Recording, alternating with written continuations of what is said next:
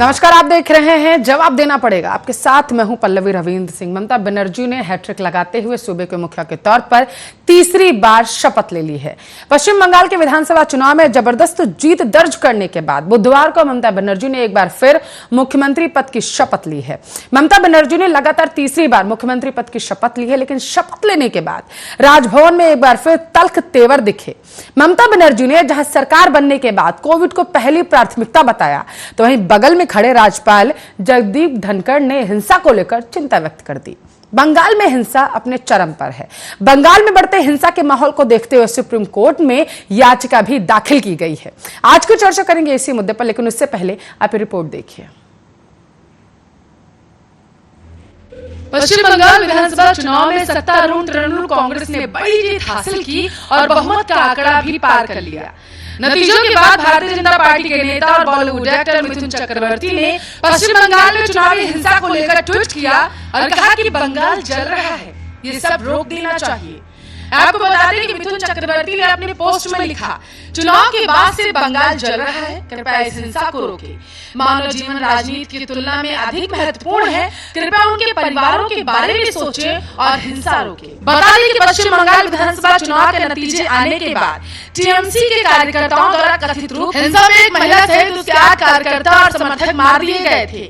दूसरी ओर टीएमसी ने भाजपा द्वारा लगाए गए आरोपों को खारिज कर दिया और दावा किया कि यह हिंसा भाजपा में अंदरूनी कलह का परिणाम है। यहाँ पर आपको ये भी बताते चले कि सुप्रीम कोर्ट में अर्जी दाखिल कर गुहार लगाई गई है कि पश्चिम बंगाल में कानून व्यवस्था ध्वस्त हो चुकी है। ऐसे में वहाँ पर राष्ट्रपति शासन लग जाना चाहिए। आपको ये भी बता दें कि एक एनजीओ की ओर से गुहार लगाई गई है कि केंद्र को कहा जाए कि वो अनुच्छेद 356 का इस्तेमाल करे और प्रदेश में राष्ट्रपति शासन लगाए। सुप्रीम कोर्ट में एनजीओ इंडियन कलेक्टिव ट्रस्ट की ओर से दाखिल अर्जी में कहा गया, चुनाव के बाद हुई काउंटिंग के बाद टीएमसी वर्करों ने बीजेपी मेंबरों के साथ बड़े पैमाने पर हिंसा की। राज्य में संवैधानिक तंत्र खत्म हो चुका है। अर्जी में कहा गया है कि सुप्रीम कोर्ट के रिटायर्ड जस्टिस की अगुवाई में एसआईटी का गठन किया जाए, जो इस बात की छानबीन करे कि हिंसा के पीछे पॉलिटिकल लोगों का हाथ है या फिर नहीं। याचिका में राज्य में सीआरपीएफ तैनात करने की भी गुहार लगाई गई। आपको बता दें कि इससे पहले वरिष्ठ अधिवक्ता और बीजेपी के राष्ट्रीय प्रवक्ता गौरव भाटिया ने भी सुप्रीम कोर्ट में एक अर्जी दाखिल की थी।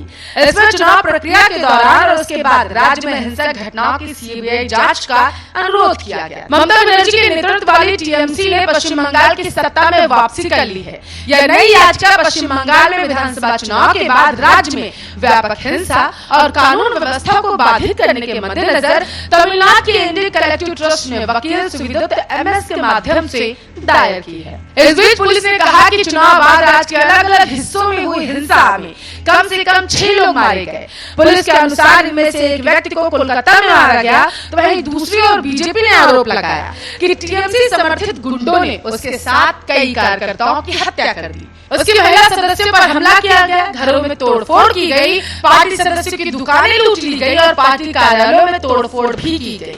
आपको ये भी बताते चले कि टीएमसी ने इन आरोपों से साफ तौर से किनारा कर लिया है। आपको बताते चले कि शपथ लेने के बाद ममता बनर्जी ने मीडिया को संबोधित किया। ममता बनर्जी ने कहा कि हमारी पहली प्राथमिकता कोरोना संकट को काबू में लाना है। ममता बनर्जी ने कहा कि दूसरा बड़ा मामला है कि वह सभी राजनीतिक दलों से अपील करती हैं कि राज्य में शांति बनाए रखें। ममता बनर्जी ने कहा कि पश्चिम बंगाल को अशांति पसंद नहीं है, सभी संयम बनाए रखें और हिंसा न करें।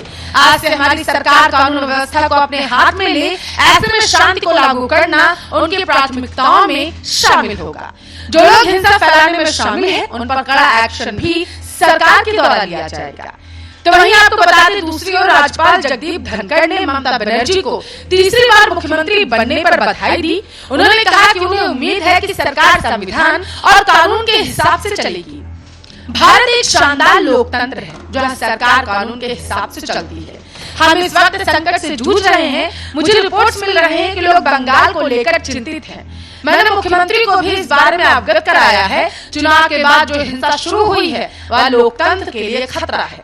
राज्यपाल ने कहा कि मुझे पूरी उम्मीद है कि मुख्यमंत्री तुरंत ही राज्य में कानून का राज लागू करेंगी। मुख्य रूप से महिलाओं और बच्चों को जो नुकसान पहुंचाया जा रहा है, उनकी मदद की जाएगी। आपको बता दें कि अक्सर ऐसा होता है कि राज्यपाल जो राज्य में सबसे बड़े संवैधानिक पद पर है, उनके कुछ बोलने के बाद कोई संबोधन नहीं होता, लेकिन ममता बनर्जी ने राज्यपाल द्वारा दी गई नसीहतों का तुरंत ही जवाब दे डाला। ममता बनर्जी ने माइक थामते ही कहा, मैंने आज ही शपथ ली है, 3 महीने से राज्य की पूरी सरकार चुनाव आयोग के हाथ में है। चुनाव आयोग ने इस दौरान कई अफसरों का तबादला किया, नियुक्ति भी की, जिन्होंने राज्य में कोई काम नहीं किया। ऐसे में आप वो कमान संभाल रही हैं और लोगों से शांति बनाए रखने की अपील कर रही हैं।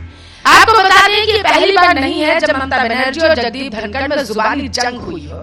पिछले कार्यकाल में भी कई बार राज्यपाल और ममता बनर्जी एक दूसरे के आमने सामने आ चुके हैं और ऐसी कुछ तस्वीरें एक बार फिर से सामने आ रही हैं। लेकिन इस सब के बीच सवाल ये कि आखिर जो बंगाल में लगातार हिंसा हो रही है उसका जिम्मेदार कौन? आपको बताते चले कि राज्यपाल ने बंगाल में मुख्यमंत्री से कानून व्यवस्था दुरुस्त करने की भी मांग की है। Bureau report, Arya news. राज्यपाल जगदीप धनखड़ और ममता बनर्जी के बीच में एक बार फिर से ठन चुकी है। आर्या न्यूज के सवाल आपको दिखा देते हैं। ममता और राज्यपाल में हिंसा को लेकर जुबानी जंग क्या छिड़ चुकी है, ये आर्या न्यूज का सबसे पहले सवाल है जो आज हम पूछ रहे हैं, जवाब देना पड़ेगा हमें। और सबसे बड़ा सवाल यह भी कि बंगाल में जारी राजनीतिक हिंसाओं का आखिर जिम्मेदार कौन है? जो बंगाल रक्त रंजित हो चुका है कहीं ना कहीं, आपको बताते चले, उसका जिम्मेदार कौन है? ये सबसे बड़ा सवाल है जो आज हम पूछ रहे हैं, जवाब देना पड़ेगा हमें।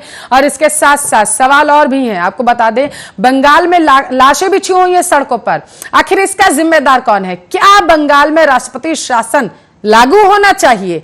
आपको बताते चले, राष्ट्रपति शासन लागू होने की याचिका बंगाल में सुप्रीम कोर्ट में दाखिल हो चुकी है। 356 के तहत यह मांग की जा रही है कि केंद्र बंगाल में राष्ट्रपति शासन लागू करे। अब सबसे बड़ा सवाल यह कि क्या बंगाल में राष्ट्रपति शासन लागू होना चाहिए, यह जो हम पूछ रहे हैं, जवाब देना पड़ेगा हमें। और इसके साथ साथ आपको बताते चले, बंगाल में राजनीतिक हिंसाओं का जिम्मेदार आखिर है कौन? टीएमसी या बीजेपी, या फिर ये एक साजिश है जो बंगाल की जनता जिसे भुगत रही है? ये सबसे बड़ा सवाल है जो आज हम पूछ रहे हैं। इस मुद्दे पर ज्यादा चर्चा करने के लिए हमारे साथ बीजेपी के नेता है विवेक पाठक और इसके साथ साथ टीएमसी के नेता है दयाशंकर जुड़ चुके हैं। आप दोनों मेहमानों का बहुत स्वागत है, जवाब देना पड़ेगा मैं। सबसे पहले मैं विवेक पाठक जी आपके पास आना चाहूंगी। बंगाल में जो राजनीतिक हिंसाएं हो रही हैं, लोग अपनी जानें गंवा रहे हैं, इसका जिम्मेदार कौन है? देखिए, सर्वप्रथम आपके चैनल के माध्यम से मैं बताना चाहता हूं, जब से 1997 से ये टीएमसी का गठन हुआ है, टीएमसी जब से बंगाल में आई है, तब से लेकर अब तक ये नरसंहार करती हुई आई है। ये इसने सर्वनाश कर दिया, बंगाल को कहां से कहां ले जाकर रख दिया। सारी दारोमदार जितना भी नरसंहार हो रहा है, हत्या हो रही है, बलात्कार हो रहे हैं, और देखिए घरों में से निकाल कर हमारी माओ को, बहनों को निकाल कर घसीटा जा रहा है, उनकी हत्याएं की जा रही हैं, दिन दहाड़े हत्याएं की जा रही हैं। इसका ठीकरा और इसकी जिम्मेदारी पूरी ममता सरकार पर है। ये ममता पूरी सरकार, ममता की टीम और ममता की सरकार इस बंगाल में हत्याओं को जिस तरह से अमली जामा पहना रही है और सरेआम लोगों की हत्याएं की जा रही हैं, यही जिम्मेदार मैं तो कहता हूं। सबसे पहले शपथ, बाद में सबसे पहले इनको इस्तीफा देना चाहिए और ममता दीदी को बाय बाय कर देनी चाहिए, इस्तीफा देना चाहिए। डर झलक रहा है क्या विवेक पाठक जी, चुनाव हार गए तो तुरंत इस्तीफा देना चाहिए? क्योंकि बंगाल पुलिस ये कह रही है कि ये सब कोरा झूठ है। ऐसी तस्वीरें जो सामने आ रही हैं, बीजेपी के द्वारा सिर्फ भ्रामक जानकारी है जो फैलाई जा रही है। विवेक जी, आप देखिए, क्या ये भी कोरा झूठ है कि एक माता को घर में से निकाल कर उसके बाल घसीटते हुए सड़क पर लाते हैं और उसको लात घूंसों से उसकी सरेआम हत्या कर दी जाती है? ये भी झूठ है। ये भी झूठ है कि टीएमसी के गुंडा जिस तरह से वहां पर आतंकवादियों की तरह सड़कों को लाल कर रहे हैं, ये भी झूठ है।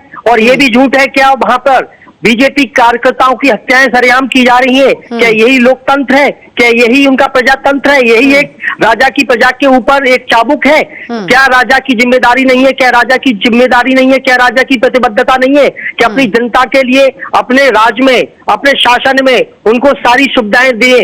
आप बताइए, सुविधा के नाम पर उनकी हत्याएं करवा देंगे? क्या यही आपका प्रजातंत्र रह गया है? क्या यही लोकतंत्र बचा है? क्या यही संविधान है? ये संविधान से देश चलता है, संविधान से बंगाल चलेगा, ना कि ये बंगाल ममता दीदी से चलेगा। दीदी को सरेआम पूरी समाज के सामने इस्तीफा देना चाहिए और बोल देना चाहिए हमसे आप बंगाल समझ नहीं रहा है। और ये पश्चिम बंगाल में टीएमसी की सरकार, दयाशंकर जी, इसके बाद इस सवाल के बाद सीधा आपके पास आ रही हूँ। विवेक जी, पश्चिम बंगाल में भी टीएमसी की सरकार है? मैं वही कह रहा हूँ। नहीं, आप बताइए। मैं सिर्फ पूछ रही हूँ आपसे, अभी टीएमसी की सरकार है ना? नहीं, आप बताइए। ये बहुमत जिस तरह से हमारे लिए, भारतीय जनता पार्टी के लिए जनता ने जिस तरह से बहुमत दिया है, हम उस बहुमत के लिए जनता के समक्ष उनकी हम सराहना करते हैं सर आंखों पर। हमें जो जिम्मेदारी मिली है हम बखूबी निभाएंगे। बहुमत नहीं, विपक्ष में दिखाया है आपको पश्चिम बंगाल की जनता ने, बहुमत नहीं दिया। आप मुझे ये बताइए, पश्चिम बंगाल में अभी टीएमसी की सरकार है, आप ये आरोप लगा रहे हैं कि वहां पर जो बंगाल में लगातार हिंसा की घटनाएं सामने आ रही हैं, सड़कों पर लाशें बिछी हुई हैं, उसकी जिम्मेदार टीएमसी है। मेरा सिर्फ आपसे एक सवाल, उसके बाद दयाशंकर जी आपके पास। बंगाल में टीएमसी की सरकार है, अगर टीएमसी ये सब कुछ करा रही है तो छवि तो टीएमसी की खराब होगी ना। सवालिया निशान टीएमसी के कानून व्यवस्था पर उठेंगे कि किस तरीके से आखिर ममता बनर्जी ने 10 साल शासन किया और वो हिंसा की घटनाओं पर जो लगाम है वो भी नहीं लगा पा रही हैं। तो एक तरीके से देखा जाए, अगर ये टीएमसी करवा रही है तो वो अपनी ही सरकार पर सवाल खड़े करने का कहीं ना कहीं काम करवा रही है। अगर मैं आपकी बात मानूं तो इसमें फायदा क्या हो रहा है आखिर टीएमसी का? आप बता दीजिए। हम यही कह रहे हैं कि जिस तरह से ये गुंडागर्दी करके आत्महत्याएं नहीं, ये हत्याएं करा रहे हैं लोग। मैं कह रही हूँ कि आप ये बताइए टीएमसी से इसका क्या फायदा होगा? लगाम लगे। उसके बाद मैं सीधा दयाशंकर जी आपके पास आऊंगी। षड्यंत्रकारी विवेक जी, खुलेआम घूम रहे हैं, टीएमसी का इससे आखिर फायदा क्या होगा? भैया उनकी तो छवि खराब हो रही है ना। बंदूक लेकर के अरे प्रभु, ये नंगा नाच कर रहे हैं, ये नंगे नाच पे लगाम लगनी चाहिए। विवेक जी, मेरा सवाल क्या है, मैं ये पूछ रही हूँ कि उनकी छवि तो इस तरीके से खराब हो रही है, आप ये कह रहे हैं कि अगर वो टीएमसी करा रही है तो इससे तो छवि टीएमसी की खराब हो रही है कि कानून व्यवस्था को वो वहां पर लागू नहीं कर पा रहे हैं। सच या साजिश? जल्दी से जवाब दीजिए, उसके बाद दयाशंकर जी के पास जिस तरह से ये उत्पात मचाते हैं, जिस तरह से ये षड्यंत्र की तरह षड्यंत्र मचाते हैं, बताइए टीएमसी को इससे क्या होगा? ये पूरे बंगाल, ये पश्चिम बंगाल की तरह पूरे देश के कानून को ध्वस्त करना चाहते हैं। ये संविधान नहीं चाहते हैं, ये ममता दीदी यही चाहती है कि हमारा राज्य रहे, और वो राज्य कैसा है? षड्यंत्रकारियों की तरह है, विध्वंसकारियों की तरह है, क्रांतिकारियों की तरह नहीं है। जिस तरह से आप बताइए, आंदोलन करना, नारेबाजी नहीं, कोई रैली थोड़ी ना है। सरकार चलाने, सरकार के नाम पे हत्याएं करना। विवेक जी, ये रैली है क्या जो भाषण दे रहे हैं? सिर्फ मेरा सीधा स्पष्ट सवाल है, उसका सीधा जवाब दीजिए। टीएमसी को इससे क्या फायदा होगा? अगर आप कह रहे हैं टीएमसी करा रही है, राजनीतिक हिस्सा है, टीएमसी करा रही है, फायदा बताइए जल्दी से। एक फायदा ये होगा पश्चिम बंगाल में कि राष्ट्रपति शासन लगेगा, और इससे तो फायदा आपको होगा, जनता के, इससे फायदा आपको होगा, इससे टीएमसी को क्या फायदा होगा? कैसी बात कर रहे हैं आप? या जनता के प्रति सवाल नहीं समझे क्या किया जा सकता है? टीएमसी को क्या फायदा होगा आखिर इससे, जो ये हिंसाएं हो रही है वहां पर? मैं कह रही हूँ आपसे, सुनिए मेरी बात पहले। ऐसे लोगों पर लगाम लगते हैं, विवेक जी सुनिए, हमने विवेक जी देखिए, दयाशंकर जी के पास मुझे जाना है, जल्दी से। डिबेट में भी बोला है कि राष्ट्रपति शासन लगेगा और ममता दीदी को इस्तीफा दे देना चाहिए। सुनिए मेरी बात, मैं अगर आपकी बात को मानूं, मैं चलिए मान लेती हूँ, पूरी नहीं लेकिन 0.1% मान लेती हूँ कि आप सही बोल रहे हैं, सत्य बोल रहे हैं, वहां पर टीएमसी ये कार्य करवा रही है, वहां पर जो हिंसा है वो टीएमसी की वजह से फैली है। अगर मैं आपकी बात मानूं, मुझे सिर्फ 2 फायदे बता दीजिए इस हिंसा से जो टीएमसी के हो रहे हैं, क्योंकि मुझे तो नुकसान ही दिख रहे हैं। आप फायदा बताइए जरा सा जल्दी से। जब नुकसान हो रहा है तभी तो हम कह रहे हैं वहां पर राष्ट्रपति शासन लगना चाहिए। अरे फायदा होता, फायदा किसके नहीं होता? आप बताइए, भला किसी हत्याओं से किसी को फायदा होता है? मैं कह रही हूँ, आप समझने की कोशिश कर रहे हैं। मैं कह रही हूँ टीएमसी को क्या फायदा होगा इससे? टीएमसी की छवि खराब हो रही है। मैं खुद यहाँ पर दयाशंकर जी से लगातार सवाल करती रहती हूँ कि बताइए भैया, आप 10 साल शासन में रहे, किस तरीके से आपका कानून व्यवस्था है कि वहां पर महिलाएं सुरक्षित नहीं है, बहु बेटियों का बलात्कार किया जा रहा है, सामूहिक बलात्कार किया जा रहा है, सड़कों पर निकालकर बाल से उन्हें मारा जा रहा है, वहां पर लोग सुरक्षित नहीं, असम का रुख कर रहे हैं लोग। मैं खुद दयाशंकर जी से सवाल करती हूँ। मैं आपसे पूछ रही हूँ कि अगर मैं यहाँ पर बैठी हूँ और जितनी मैंने अभी तक रिसर्च की है फिलहाल के लिए, तो उसमें सिर्फ और सिर्फ दयाशंकर जी की पार्टी को यहां पर नुकसान होता हुआ नजर आ रहा है, उनकी छवि खराब होती हुई नजर आ रही है। राष्ट्रपति शासन लगाने की सुप्रीम कोर्ट में याचिका दाखिल कर दी गई। मुझे आप जल्दी से सिर्फ यह जवाब दीजिए, उसके बाद दयाशंकर जी के पास जाऊंगी अगर जवाब देना चाहते हैं तो। अब देखिए फायदा क्या है? क्या तो पूरे देश को नुकसान है। बंगाल की जनता त्राहिमाम कर रही है, जिस तरह से ये हत्याएं हो रही है। आप आते भारतीय जनता पार्टी के कार्यकर्ताओं को ले जाकर आप मार देंगे। किसी ने आपको अगर बहुमत नहीं दिया है, किसी ने आपको वोट नहीं दिया, आपके पक्ष में नहीं खड़ा हुआ है, अगर वहां पर, मैं मानती हूँ ये बात को कि वहां पर राजनीतिक हिंसाएं हो रही है, लेकिन मैं जवाब देना पड़ेगा के जरिए ये समझना चाहती हूँ और मैं अपने दर्शकों को ये समझाना चाहती हूँ कि वहां पर और जो राजनीतिक हिंसाएं हो रही है क्या सच में वो किसी राजनीतिक पार्टी के इशारे पर हो रही है या ये एक सोची समझी साजिश है चुनी हुई सरकार को डराने के लिए और कहीं ना कहीं उसे बदनाम करने के लिए और या फिर सरकार को गिराने के लिए? ठीक है, रहने दीजिए, आप जवाब ही नहीं देना चाहते हैं प्रभु। आप कह रहे हैं वो फायदा हो गया राष्ट्रपति शासन लगा, अरे भैया उनको नुकसान हो ही जाएगा, कैसी बात कर रहे हैं आप? दयाशंकर जी सीधा आपके पास, ये तो कह रहे हैं कि राष्ट्रपति शासन लग जाएगा फिर तो फायदे ही फायदे हो जाएंगे। आपकी सरकार पर बहुत गंभीर आरोप है दयाशंकर जी। पल्लवी जी, गुजरात कांड को कोई भुला नहीं है, दिल्ली कांड को कोई भुला नहीं है। जिनके हाथ खुद रंगे हुए हैं वो क्या सफाई देंगे? 2 लाइन से इस समय की देश की स्थिति को आपको सामने बयां करना चाहता हूं। अब ना रोटी की फिक्र है ना रोजगार की तलाश, अब ना रोटी की फिक्र है ना रोजगार की तलाश। देश उस दौर में है जहां जिंदा रहना ये विकास। तो ये लोगों ने देश की ऐसी हालत कर दिया है हिटलर टाइप का कि देश उस दौर में है जहां जिंदा रहना है विकास। अगर आप जिंदा बच सही बात जाते हैं आपने, ये बंगाल पे आपने सटीक जवाब दिया है, ये बंगाल के लिए फिट बैठता है।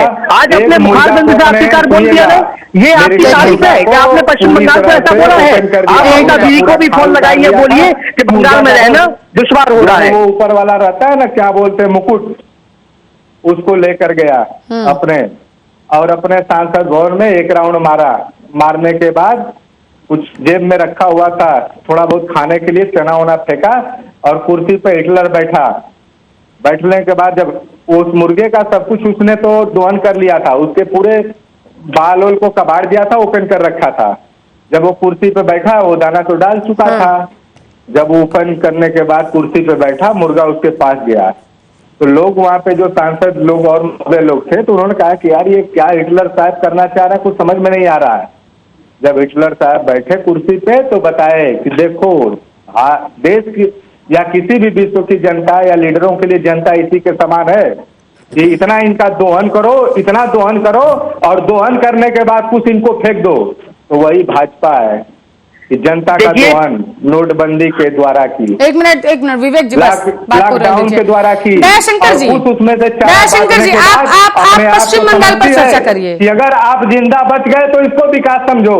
आप पश्चिम बंगाल पर चर्चा करिए। दयाशंकर जी देखिए, अगर मैं विवेक जी बस आपके पास आ रही हूँ, विवेक जी से भी कह रही हूँ ना कि पश्चिम बंगाल पर चर्चा करिए, किसी मुद्दे पर जाने की जरूरत नहीं, जवाब देना पड़ेगा। मैं हम ये आज बात कर रहे हैं कि क्या पश्चिम बंगाल में राष्ट्रपति शासन लागू होना चाहिए, जिस तरीके से लगातार हिंसाएं की खबरें सामने आ रही हैं पश्चिम बंगाल से। आप कहीं दिल्ली पहुंच रहे हैं, कहीं दूसरे राज्य पहुंच रहे हैं, आप वहां मत रहिए ना, आप सीधे तौर पर सिर्फ और सिर्फ पश्चिम बंगाल में रहिए।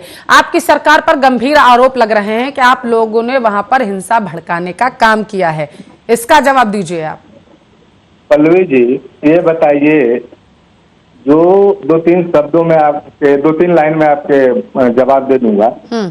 जब ये लोग आते थे और कहते थे कि 2 मई, इनके पास कोई मुद्दा नहीं था, सिर्फ 2-3 शब्द था। 2 मई दीदी गई, टीएमसी के गुंडे, ये जनता द्वारा चुनी हुई लोगों को ये शब्द से नवाजते थे और इन लोगों के शब्द से आज ही जाकर बंगाल की जनता ने, देश की बहुमत ने दीदी को प्रचंड बहुमत दिया। ये बतलाइए, जब किसी को बहुमत मिल जाएगा तो वो किसी के साथ दुर्व्यवहार क्यों करेगा? प्रश्न ये उठता है। दूसरे बात कि जब अभी तक दीदी ने आज शपथ 10 बजे के बाद लिया है, लगभग 10 बजे, और उसके बाद और उससे पहले तो इन्होंने केंद्रीय फोर्स, कौन से फोर्स जो लोगों को जाके और टीएमसी के 4 कार्यकर्ताओं का हत्या करने का काम जिस तरह से किया था, न तो उसका फुटेज अभी पेश किए और मद्रास कोर्ट को और कलकत्ता कोर्ट को कहना पड़ा कि आप पीएम सेशन का 4%, 10% भी कार्य किए होते तो आज देश की स्थिति नहीं होती। हम लोगों ने नहीं किया। ये संविधान में हाई कोर्टों ने कहा है, क्या बोलते हैं, मद्रास हाई कोर्ट ने कहा, कलकत्ता हाई कोर्ट ने कहा, और चुनी हुई सरकार को आके अगर और भी कोरोना के कारण और जिस भी कारण से देश की जनता परेशान होती है और वो किसी तरह शहीद होती है तो आप लोगों को मैं दयाशंकर जी, आप यहाँ पर हाईकोर्ट्स का जिक्र कर रहे हैं, मेरा सवाल आपसे है, आपको ऐसा क्या लग रहा है कि बीजेपी चुनी हुई सरकार यानी टीएमसी को बदनाम करने की अब कोशिश कर रही है क्योंकि वो चुनाव हार चुके हैं? क्या ऐसा लग रहा है? देखिए, इनका चाल चरित्र चेहरा यही रहा है कारण है कि जब इन लोगों को, इनमें क्या है ना कि दूसरे पार्टी से आयातित नेता हैं विवेक जी आ रही हूँ और इसमें कई ग्रुप बने हुए हैं। हाँ। देखिएगा जब टिकट नहीं मिला था आप तो मैं क्या पूछ रही हूँ, सुनिए पल्लवी जी, क्या ये बदनाम करने की कोशिश कर रहे हैं? इनको ही लोगों को मारपीट किया। हाँ। और आज हो सकता है कि जब वो 200 सीट का वादा करते थे, गृह मंत्री से लेकर प्रधानमंत्री, 200 सीट, अब की बार 200 सीट, और ममता बनर्जी 2 मई गई और टीएमसी के गुंडे, और इन लोगों ने उसके दौरान जो जो वादा किए होंगे और जो भी सिस्टम का प्रयोग किए होंगे लोगों से 200 सीट पाने का, और ये आपस में अलग हमारे पार्टी के कुछ लोगों को कर गए थे और जो भी चीजें था और वो लोग वोट नहीं दिए होंगे। कहीं हो सकता हो कि बदला लेने के लिए उन लोगों से कह रहे यार कैसे वोट नहीं मिला, तुम लोगों ने तो इतना वादा किया, तो इसलिए ऐसा हिंसा हो रहा हो। बेहद गंभीर आरोप। विवेक जी जवाब दीजिए, विवेक जी जवाब दीजिए, जवाब ले लेते हैं विवेक जी से। अभी तक जो है दयाशंकर जी जवाब ले लेते हैं। चुनाव आयोग का सिस्टम है, विवेक जी जवाब दीजिए। आज दीदी ने कार्यकाल संभाला है, इसके बाद अगर कोई ऐसा घटना घटती है तो दीदी की जिम्मेदारी होगी। और ये इस्तीफा किससे मांग रहे हैं? चुनाव आयोग से मांग रहे हैं या किससे मांग रहे हैं? ठीक है विवेक जी, अरे जवाब ले लेते हैं। विवेक जी जवाब दीजिए। देखिए, इस चैनल पे बैठे हुए चैनल पे बैठे हुए हैं, इनकी मानसिकता विकलांग मानसिकता है। देखिए, जिस तरह से बंगाल की जनता के लिए ये मुर्गा बता रहे हैं, मैं क्या समझूं कि ये मुर्गा के नाम पर वहां मुर्गा का हलाल किया जा रहा है, मुर्गा को कत्लेआम किया जा रहा है, मुर्गा को काट दिया जा रहा है, मुर्गा का शिकार किया जा रहा है। ये मुर्गा अधिकार किसको शब्द लगा रहे हैं? ये मुर्गा शब्द जो उपयोग किया है इसको माफी मांगनी चाहिए। ये यहाँ पर बैठकर जिस तरह से मुर्गा चिल्ला रहे हैं, ये मुर्गे की बात कर रहे हैं। आप बताइए कितना संसार कर देने वाला बयान है इनका कि देश की नहीं, बंगाल की नहीं, इस पूरी विश्व की जनता के लिए ये मुर्गा बता रहे हैं। आखिरकार इनको शर्म मांगनी चाहिए। मैं तो कहता हूं कि यहाँ पर बात करिए एक अध्याय की, दूसरे अध्याय पे मत चाहिए। एक मेन मकसद की बात करिए, देश के हित की बात करिए, बंगाल के हित की बात करिए, जनता के। अब आप, मैं तो कह रहा हूँ, सदुपयोग की बात करिए ना। आप कष्ट की बात करते हो, हम लोग कष्ट से निकालने की बात करते हैं, आप कष्ट डालने की बात करते हो। आप कत्लेआम कर रहे हो और हम कत्लेआम को रोक रहे हैं। आप हिंसा कर रहे हो, हम हिंसा के पथ पर चल रहे हैं। ये बहुत संसार कर देने वाला बयान है। इसको मैं तो कहता हूँ माफी मांगिए और वापस मांगिए अपने बयान को, और बोलिए जनता से कि मेरे मुखारबिंद से ये गलत शब्द निकला है। इस देश की जनता को, बंगाल की जनता को मुर्गा नहीं बना सकते हो आप। और ध्यान रखना, जिस तरह से आपने बयानबाजी करके टीएमसी के गुंडे कल भी थे, आज भी है, और मैं तो कह रहा हूँ आने वाले वक्त में चिंता मत करिए, टीएमसी ना टीएमसी रहेगी और नई टीएमसी के गुंडे इस तरह से उपद्रव मचाते नजर आएंगे। वहां राष्ट्रपति शासन नजर आएगा, न कि टीएमसी के गुंडे नजर आएंगे। और दूसरी बात कहना चाहता हूँ, जिस तरह से आप कत्लेआम की बात करते हैं ना, मुर्गा जो चिल्ला रहे हैं और ये इधर उधर की बीरबल वाली और ये अखबार वाली कहानियां सुना रहे हैं, इन कहानियों को सुनाना बंद करिए और मेन मकसद पर आइए और देश को विकास की राह पर डालिए। आपने कितने लोग हैं जो ये बोलते हैं कि वैक्सीनेशन लगवा लीजिए, देश को एक संकट से निकालिए, लेकिन आप संकट की बात करके देश को गुमराह करने की बात कर रहे हैं। ऐसा नहीं चलेगा। आने वाले वक्त में सुधर जाइए। अभी वक्त है, टाइम है, समय है, और समय का उल्लंघन मत करिए। लक्ष्मण जो रेखा है ना, उसको लांघने का काम मत करिए। देश की जनता जाग चुकी है और घबराओ मत, अब समय आ चुका है। संदेश पूरे देश में गया है। आप बताइए, ये मानसिक विकलांगता वाले इस आदमी से पूछिए क्या ये बंगाल की जनता के लिए मुर्गा बता रहा है? वहाँ कह रहा है कि मुर्गे का हलाल हो रहा है, मुर्गे को कत्लेआम किया जा रहा है, मुर्गे को काट दिया जा रहा है, मुर्गा बनाम वहाँ की जनता। ये बहुत ही निंदनीय बयान है। इस बयान को वापस लीजिए, माफी मांगिए इस देश की जनता से, बंगाल की जनता से, और कहिए कि मेरे इस डिबेट में मेरे मुखारबिंद से गलत निकला है। मैं कहना चाहता हूँ एंकर से कि इनको बोलिए माफी मांगे जनता के तहत और जनता के लिए। जिस तरह से मुर्गा शब्द इस्तेमाल किया गया है, लगातार बोलते रहेंगे तो वो अपनी सफाई में भी कुछ नहीं कह पाएंगे। पहली बार मैंने किसी के बुखार कहना चाहते हैं, एक मिनट जनता मुर्गा है। दयाशंकर जी जवाब दीजिए। देखिए, हम लोग शुरू से हिटलर के विरोधी हैं, और जब देश में पहला विश्व युद्ध, दूसरा विश्व युद्ध हुआ, और कौन हिटलर के लिए क्या करता था, और हिटलर ने किस तरह से विश्व की जनता को और देश की जनता को क्या समझता था। और हम लोग यही कहते हैं कि जनता के सुख दुख को समझो, जनता को परेशानी को समझो, जनता की महंगाई को समझो कि अगर जनता के लिए अगर 10-20 पैसे भी बढ़ जाते हैं, याद कर लेना एक सांसद महोदय हमारे पार्टी में हुआ करते थे, बीच में ही राज्यसभा छोड़ के इस चैनल पे मैं याद करा देना चाहता हूँ दिनेश त्रिवेदी जी को, और वो बीच में इस्तीफा देके भागे थे और दीदी पे ऊपर आरोप लगा के। उनका रीजन ये था, दीदी ने कहा कि देखो भाई, आप रेल का किराया 10, 20, 25 पैसा प्रति किलोमीटर बढ़ा रहे हो, जिससे देश की जनता पे भार पड़ेगा, लेकिन आप लोगों ने कुछ दिन चुनाव से पहले लगभग 100 से 200% किराया बढ़ाया था लोकल दूरी का। ठीक है, जनता समझ चुकी है, सब ठीक है, ठीक है विवेक जी, और विवेक जी, पार्टियों में आपको लगता है कि टीएमसी पश्चिम बंगाल में, ठीक है दयाशंकर जी, विवेक जी, क्या आपको लगता है कि टीएमसी पश्चिम बंगाल में नरसंहार करवा रही है? क्या आपको लगता है ऐसा? आप बताइए, सबसे स्पष्ट है, किसी को देखने की है माध्यम, देखिए मीडिया के माध्यम से हम लोगों को नहीं, पूरे देश को ये स्पष्ट भूरी भूरी नजरों से नहीं, भूरा भूरा एकदम नजर आ रहा है कि वहां पे जिस तरह से हत्याएं की जा रही हैं, वहां पे जिस तरह से लोग बागों के प्रति अमानवीय व्यवहार किया जा रहा है। आप बताइए, इसको क्या हम लोग सही बताएंगे? क्या मीडिया सही बताएगी? वहां पर जाकर के देखिए कि हालत क्या है। यहाँ पर बैठकर कह देना कि कोई भी हत्या नहीं हुई है, उन परिवारों से जाकर देखिए।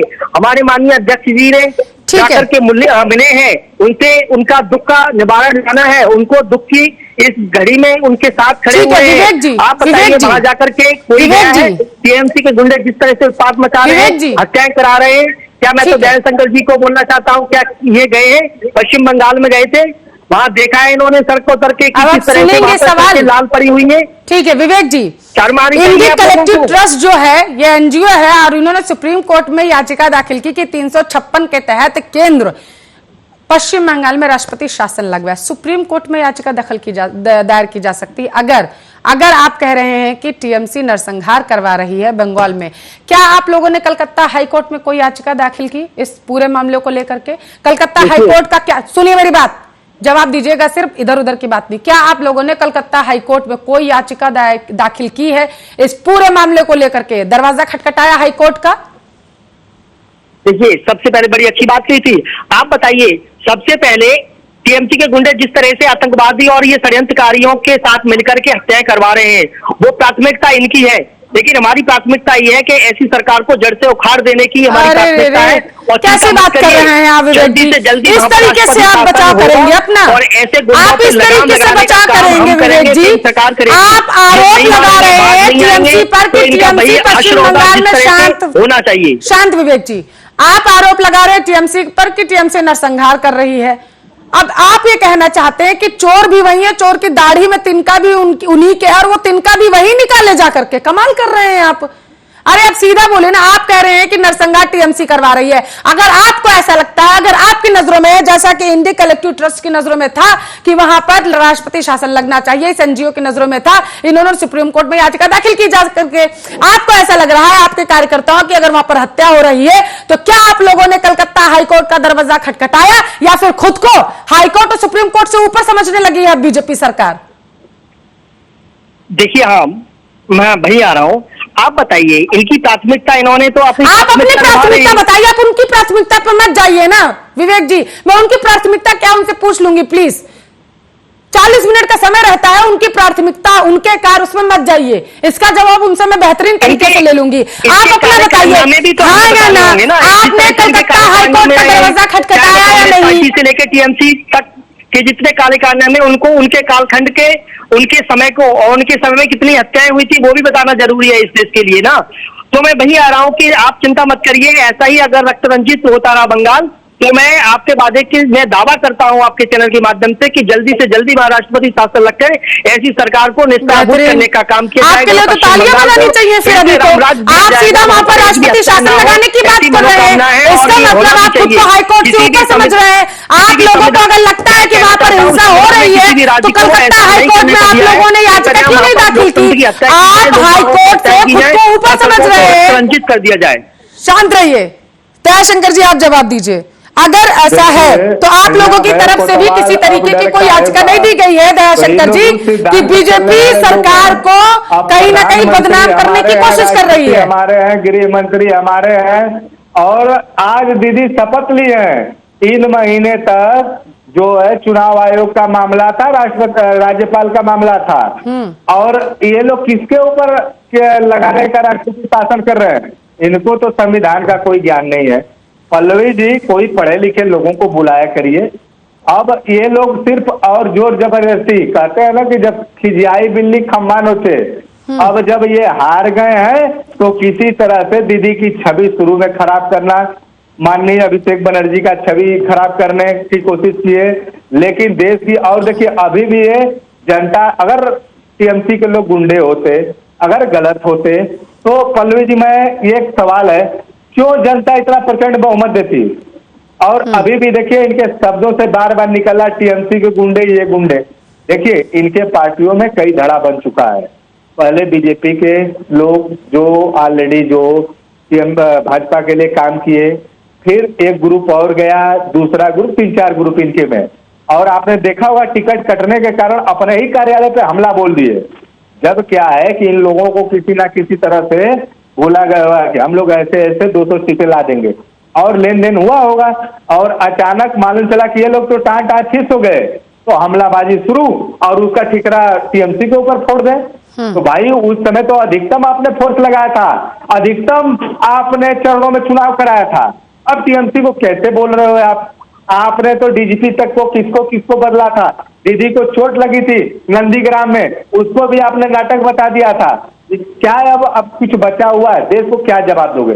देखिए पल्लवी जी, मैं बड़ा स्पष्ट कर देना चाहता हूँ, देश में जो इस समय कोरोना की वजह से भयावह स्थिति बनी हुई है, इसको छुपाने के लिए लगभग 3 से 4 हजार 107 मरीजों की मौत हो चुकी है। 24 घंटे के अंदर पश्चिम बंगाल में कोरोना से संक्रमित मरीज थे, और 3-4 लाख लोग जान गंवा चुके हैं। इसको छुपाने ठीक है, एक तरफ कोरोना का कहर, एक तरफ कोरोना लगातार कहर बरपाए हुए है पूरे देश में, और पश्चिम बंगाल भी इससे अछूता नहीं है। 107 लोगों ने, विवेक जी, वहां पर जान गंवा दी है, और दूसरी तरफ अब लोग पलायन करने लगे हैं।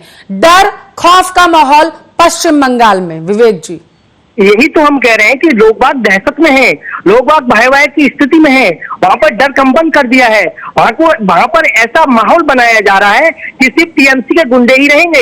यहाँ कोई भी देश विदेश का कोई भी नागरिक आकर यहाँ पर रहने न लगे, चाहे नंदीग्राम से रामपुर, पश्चिम बंगाल में एक दूसरे पर आरोप लगाते रहिए आप। इनको पश्चिम बंगाल की जनता बीच में पिस रही है, वो नहीं दिख रहा है आप लोगों को। टूरिस्ट, मैं वही कह रहा हूँ, आप सुन लीजिए। 1 मिनट, हाँ जवाब दीजिए बस। सुनिए, हाँ मैं वही कह रहा हूँ, जिस तरह से ये तांडव मचाया जा रहा है, बहुत पैसा दिया जा रहा है, किसी यहाँ पे टीएमसी के गुंडे ही रहेंगे, टीएमसी के गुंडों के द्वारा यहाँ का शासन चलाया जाएगा। शासन प्रशासन को अपने अंडर रह करके जो भी शासन के निर्देश होंगे वो प्रशासन को करना होगा। ऐसा शासन मानता है वहाँ का, ऐसे गुंडे मानते हैं वहाँ के, लेकिन ऐसा होगा नहीं। इस देश की संविधान और इस देश और देश का संविधान सर्वोपरि है, न कि पश्चिम बंगाल के गुंडे, न कि टीएमसी के गुंडे। और ध्यान रखना, टीएमसी के अगर इस तरह से काम करती रहेगी तो 2-4 दिन के बाद में राजधर्म निभाने का राजनीति जो है, ठीक है, सलाह दी गई है ममता बनर्जी को राज्यपाल के द्वारा, क्या कहेंगे? देखिए पल्लवी जी, ये चीजें अगर मैं आपके चैनल पे काफी बार मैंने बताया कि देखिए, अगर जो गलत करेगा, चाहे मैं हूं चाहे अदर पार्टी, मैं किसी पार्टी का नाम नहीं लेता हूं, मैंने आपसे कभी आपके चैनल पे 10 बार कहा कि 2011 का कार्यकाल लगभग 180, 90, 97 सीटें थी। अच्छे कार्य को देखते हुए जनता ने 2016 में 2016 में 200 समथिंग सीटें दी, और उससे भी बेटर सीटें। मैं आपसे कहता था कि 2021 में कई सीटें दी, क्योंकि जो व्यक्ति रियल में काम किया हो, झूठ नहीं बोला हो, दुबला नहीं छोड़ा हो, आपसी मतभेद न कराया हो, तो वो जनता उससे सीख लगी। लोग तो यहाँ तक बोल रहे हैं कि ये तो राष्ट्र परिवर्तन का चीज था, देश को बचाने का चीज था, और देश को बांटने के लोग जो लोग काम कर रहे हैं वो अब सीधे पता खुल चुका है। अब देखिएगा, अब पल्लवी जी, आपके चैनल पे मैं कई बार कहता था कि परिवर्तन का दृष्टिकोण को बदलना है, और पल्लवी जी आपका चैनल या कोई भी चैनल मेरी बातों पे हंसता था। अब देखिए आपको रिजल्ट दिखेगा। अभी देखिए उत्तर प्रदेश में काफी चुनाव हुए थे जिसमें अधिकतम दूसरी पार्टियों ने चुनाव जीता है, जिससे अधिकतम जिला पंचायत अध्यक्ष उसके बनने जा रहे हैं। आगे 21 में चुनाव है, देखिएगा क्या होगा। ठीक है विवेक जी, जवाब दीजिए। देखिए, हाँ, मैं वही कह रहा हूँ, जिस तरह से ये 2011 का 2016 का राग अलाप रहे हैं, मैं तो इनसे पहले ही ये तो 2011 की बात कर रहे हैं, हमने तो 1997 की बात कर दी कि जब से कांग्रेस पार्टी से लेकर के टीएमसी में इनका जब सहयोग हुआ, टीएमसी पार्टी बनाई गई थी, तभी से पश्चिम बंगाल पे सर्वनाश और ग्रहण लग चुका था। आज ये कोई नया बात नहीं है कि वहाँ पे गुंडागर्दी हो रही है, हत्याएं हो रही है। यानी आप कहना चाहते हैं कि रक्त रंजित जो अभी पश्चिम बंगाल हो रखा है 1997 से पहले था ही नहीं, ये कहना चाहते हैं? मैं वही कह रहा हूँ, और कैसी बात कर रहे हैं विवेक जी? 67 का टाइम याद है आपको? और एक मिनट दयाशंकर जी, विवेक जी 1967 का दिन याद है आपको? 1967 का दिन याद है जब एक ही दिन में 100 कार्यकर्ता मारे गए थे, हालांकि आपकी पार्टी के नहीं थे, इस वजह से शायद आप भूल गए। कैसी बात कर रहे हैं आप? भले ही उस टाइम कांग्रेस और लेफ्ट के जो लोग थे वहां पर मारे जा रहे थे, लेकिन यह मत कहिए कि इतिहास तब से बदला जब पश्चिम बंगाल में ममता बनर्जी आई। पश्चिम बंगाल का इतिहास ही ऐसा रहा है। पहले लेफ्ट ने 34 साल, सुनिए मेरी बात, लेफ्ट ने 34 साल वहां पर शासन भले ही किया था, और उसके बाद जब ममता बनर्जी आई उससे पहले भी वहां पर लाशें बिछती रहती थी।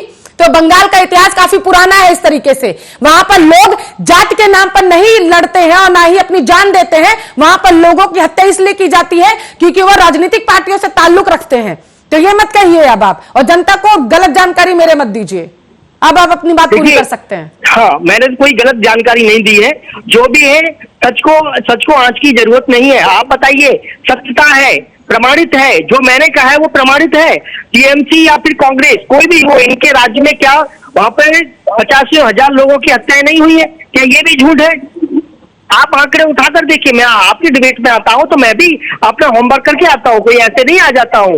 मैंने भी देखा है कि वहां पर जाकर 85,000 लोगों की हत्याएं हुई है। आपकी जानकारी पर मुझे कोई संदेह नहीं है, और मुझे यकीन है कि आप लोग आते हैं तो जानकारी लेके ही आते होंगे। आधा अधूरा ज्ञान तो विनाश का कारक होता है, अल्प ज्ञान लेकर के तो कोई भी प्रवक्ता नहीं बैठेगा, ये मैं सोचती हूं ऐसा विवेक जी। लेकिन सबसे बड़ा विवेक जी यहाँ पर सवाल अब ये बनता है, आप कह रहे हैं कि वहां पर राष्ट्रपति शासन लग जाना चाहिए, लोग वहां से पलायन कर रहे हैं, जिम्मेदार कौन है इस चीज का?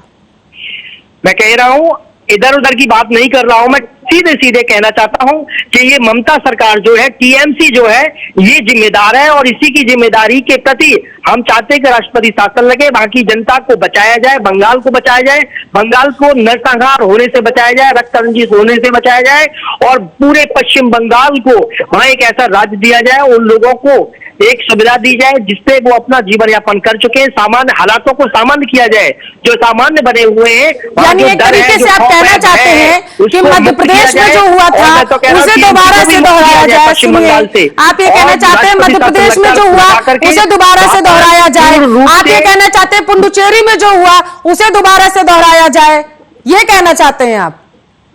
देखिए, पुडुचेरी वहां की तो बात छोड़िए, पहले तो हम पश्चिम बंगाल पे आ जाते हैं। पश्चिम बंगाल का राष्ट्रपति तो वहां पे ऐसे कैसे छोड़ दिया जाए? आप कह रहे हैं कि वहां पर राष्ट्रपति शासन लग जाना चाहिए, मुख्य विपक्षी पार्टी आप है पश्चिम बंगाल में, बहुत सही खेला अब आप खेलने जा रहे हैं, राष्ट्रपति शासन लगवाने की वहां पर मांग करके पूर्ण बहुमत की सरकार बना दी है वहां की जनता ने। अरे सियासत करने का टाइम कभी मिल जाएगा।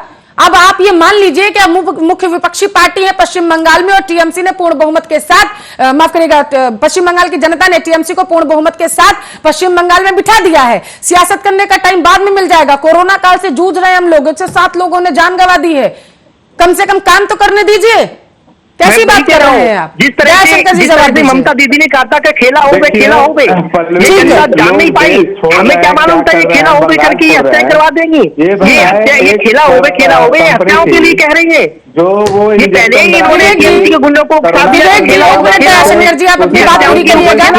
एक मिनट माफ करिएगा, दीदी को लगे तो विवेक जी आप कह रहे हैं कि खेला हो गए, ये टीएमसी ने कहा था। विवेक जी प्लीज एक मिनट, कार्यकर्ताओं को मार दिया जाएगा, विवेक जी उनको मार दिया जाएगा। ठीक है, आप दोनों की आवाज मुझे म्यूट करवानी पड़ेगी अगर इस तरीके से बोलेंगे। दयाशंकर जी एक मिनट आपके पास आ रही हूँ, माफ करिएगा रोका है। विवेक जी आपने कहा कि खेला होवे टीएमसी ने कहा था, और आपको नहीं पता था कि इस तरीके से वो खेला करेंगे कि लोगों की हत्याएं करवा देंगे। अगर ये बयान आप टीएमसी का यहां पर कोट करके बता रहे हैं तो योगी आदित्यनाथ का वो बयान भी याद कर लीजिए ना, जब उन्होंने कहा था कि 2 मई के बाद टीएमसी के गुंडे भीख मांगेंगे, सड़कों पर मिलेंगे। वो नहीं याद आता है आपको? सिर्फ उनकी बयानबाजी याद आती है। माननीय योगी आदित्यनाथ जी ने जो बात क्या करने वाले थे 2 मई के बाद? वो सत्य है। आने वाले वक्त में अगर ऐसे ही ये टीएमसी के गुंडे उत्पाद कैसी बात कर रहे हैं आप? हुड़दंग मचाते थोड़ा रहेंगे, बुद्धि के तो साथ, इनको विवेक के अपना साथ जगह क्या नहीं कह रहे हैं, मिलेगी, इनको आपको अपना समझ में घर आ नहीं रहा मिलेगा, है? इनको छत नहीं मिलेगी बचने के लिए। दयाशंकर जी, अब ध्यान जवाब रखना, दीजिए आप। किसी ठीक को है, कानून अपने हाथ ठीक में है लेने विवेक की जी, कोई दयाशंकर जी, अब आप अपनी बात पूरी कर सकते उस हैं। भूल में ना रहे कि हम उत्पाद और ये ठीक है। संविधान के खिलाफ हम चलते रहेंगे। ठीक है, प्लीज विवेक जी, प्लीज बात पूरी होने दीजिए, समय की भी कमी है मेरे पास। दयाशंकर जी से भी जवाब ले लेते हैं। दयाशंकर जी, वो देश में वो वैक्सीन, वो इंजेक्शन बनाते थे जो कोरोना पॉजिटिवों को लगता था, हाई 103-4 डिग्री बुखार आने पर, नाम मेरे दिमाग से देखिए उतर गया है, ठीक। और वो व्यक्ति देश छोड़कर चला गया। जो इंजेक्शन आपको कुछ मालूम नहीं है, आपको अगर इंजेक्शन के बारे में नहीं मालूम है, आपको वैक्सीन के बारे में मालूम नहीं है, कोविड के बारे में मालूम नहीं है, कोरोना की आप गाइडलाइन जानते नहीं है, आप क्या जानते हैं? फिर आप क्या करने आए हैं? देश को कैसे चला पाएंगे? पश्चिम बंगाल को भी नहीं चला पा रहे, देश को भी नहीं चला पा रहे, आप यहाँ पर आकर के कर क्या रहे हैं? आप इसका जिम्मेदार कौन है? यहाँ तो क्या हुआ है, नहीं है जांच का विषय है, 10-20 लोग का आग लगा है और शहीद हुए, किसकी जिम्मेदारी है? चुनाव आयोग की जिम्मेदारी है।